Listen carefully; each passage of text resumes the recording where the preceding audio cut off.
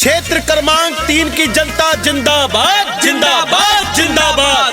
Tractor छाप जिंदाबाद जिंदाबाद जिंदाबाद। संगीता दीदी जिंदाबाद जिंदाबाद जिंदाबाद। आनंद भैया जिंदाबाद जिंदाबाद जिंदाबाद। गरीबों की शान, आप सबकी स्वाभिमान, आपकी बेटी, आपकी बहू, महिला प्रत्याशी श्रीमती संगीता आनंद पाठक जी, जनपद पंचायत ओड़गी क्षेत्र क्रमांक 3 से ठाड़ पाथर सिमरा कांतीपुर नवगई से बीडीसी सदस्य पद हेतु योग्य, सहज, मिलनसार, समाज सेवी एवं संघर्षशील महिला प्रत्याशी संगीता पाठक पत्नी आनंद पाठक जी को ट्रैक्टर चलाता हुआ किसान चुनाव चिन्ह पर मोहर लगाकर भारी से भारी मतों से विजयी बनाएं। आपका बेटा चल पड़ा है मैदान में। आप सभी जनता जनार्दन के सम्मान में आनंद पाठक जी का सम्मान बढ़ाना है। बीडीसी पद हेतु उनकी पत्नी संगीता पाठक जी को जिताना है। ट्रैक्टर चलाता हुआ किसान पर मोहर लगाना है। ओड़गी क्षेत्र क्रमांक 3 से भारी मतों से विजयी बनाना है। आपका बेटा आनंद पाठक, प्रत्याशी संगीता पाठक जी, गायक गगनदीप सिंह।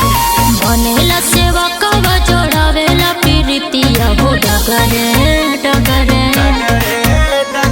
हाथी जोड़ी कहता रे सबका से बतिया रे घरे घरे।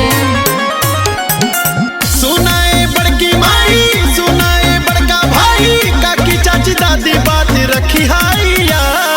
संगीता पाठक आनंद पाठक जी मांगे ले घूमी घूमी आशीर्वाद, मांगे ले घूमी घूमी आशीर्वाद, मांगे ले घूमी घूमी।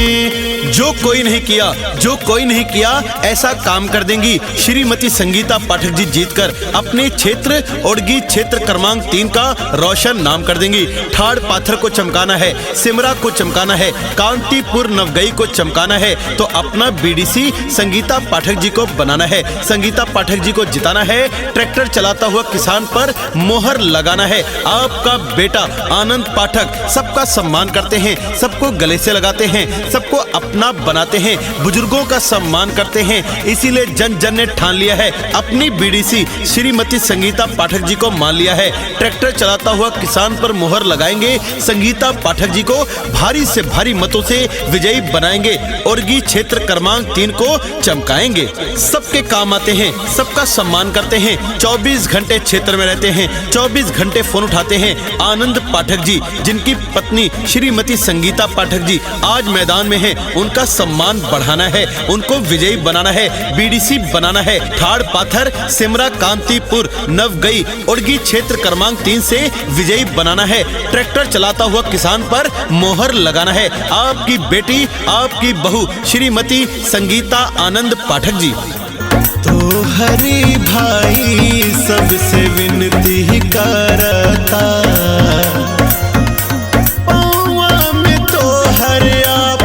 सिरवा धराता।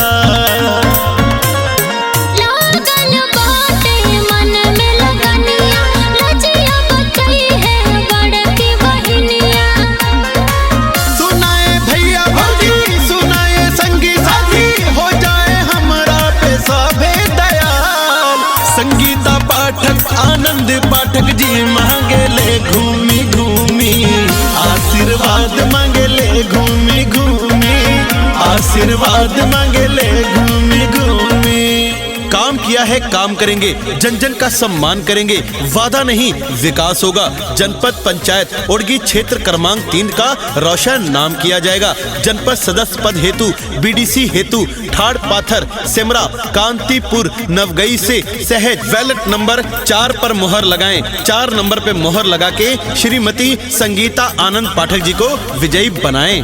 आनंद पाठक भैया अमीर गरीब में अंतर नहीं करते, जाति पाति में भेदभाव नहीं करते, सबको गले से लगाते हैं, सबको अपना बनाते हैं। इसीलिए मेरे भाइयों बहनों, भूल मत जाना, श्रीमती संगीता आनंद पाठक को जिता देना। ट्रैक्टर चलाता हुआ किसान पर मोहर लगा देना। विनीत समस्त मतदाता गण, जनपद पंचायत क्षेत्र क्रमांक 3, आपका चुनाव निशान ट्रैक्टर चलाता हुआ किसान, ट्रैक्टर चलाता हुआ किसान, ट्रैक्टर चलाता हुआ किसान।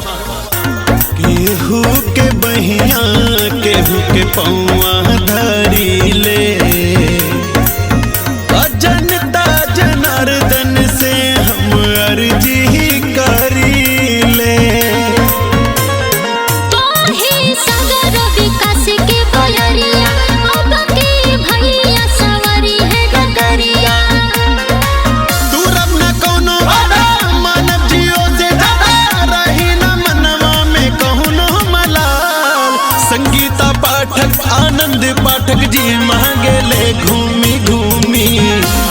आशीर्वाद